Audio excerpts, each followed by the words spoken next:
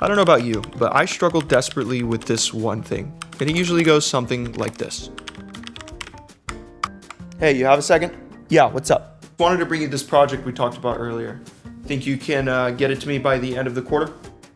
Yeah, that's not a problem. I'll get it done.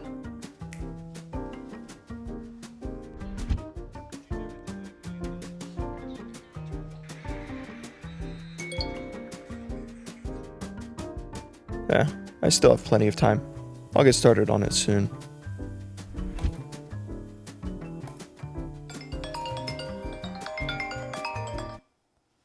Hey, what's up?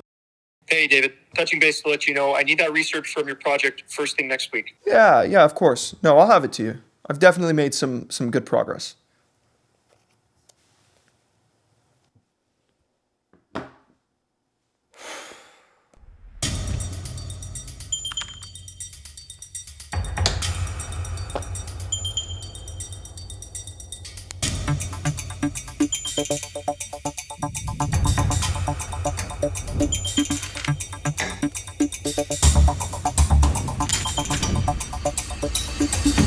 That was miserable.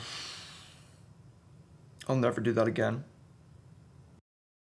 With years of procrastination under my belt, there have been a few practices that I have found to help me overcome procrastinating on the most important tasks and projects I need to get done. So we're going to break down 4 simple habits, practices, whatever you want to call them, that I personally have found helpful to do just that. And the last one I share has really been a game changer for me. Every aspect of our physical environment in disorder and disarray creates a burden in the back of our mind that builds up and prevents us from taking action. Even in tucked away areas like your garage or closet, these areas left unchecked will always tend towards disorder and just compound your levels of stress. For me personally, it feels like an additional unnecessary weight added to all the things I'm already stressing about. So what I found is that if I'm having a difficult time starting my actual work, it's often my brain is just cluttered as a result of the clutter in my environment, making it difficult to think clearly and start working on high value tasks. So if you feel you have a lot of resistance getting to work on a major project, just try to do this practice. Maintain an orderly environment. On that note, I found it's not only helpful to focus on just your physical environment,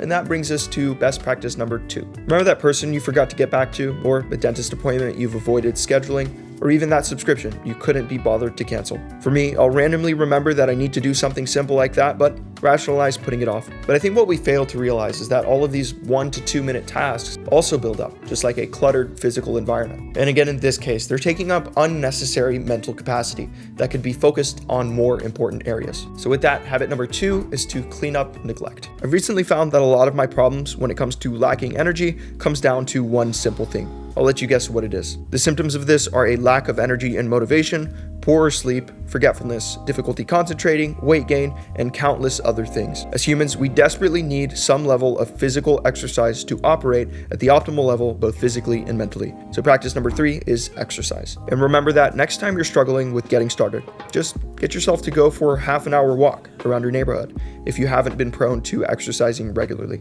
I promise you'll have some insights and receive clarity as a result. And finally, the last activity that I have found that has helped me most when it comes to overcoming my tendency towards procrastination is this. But first, let me share an example. When going through that little skit in the beginning, I found what usually prevents me from taking action on big projects like that is thinking about all the different activities and tasks that I need to get done before a big project like that will finally be complete. And this can be absolutely paralyzing. My mind will race, knowing there's just so much work I need to do, and somehow rationalize an excuse to push it off. So habit 4 is this: start small and keep it basic.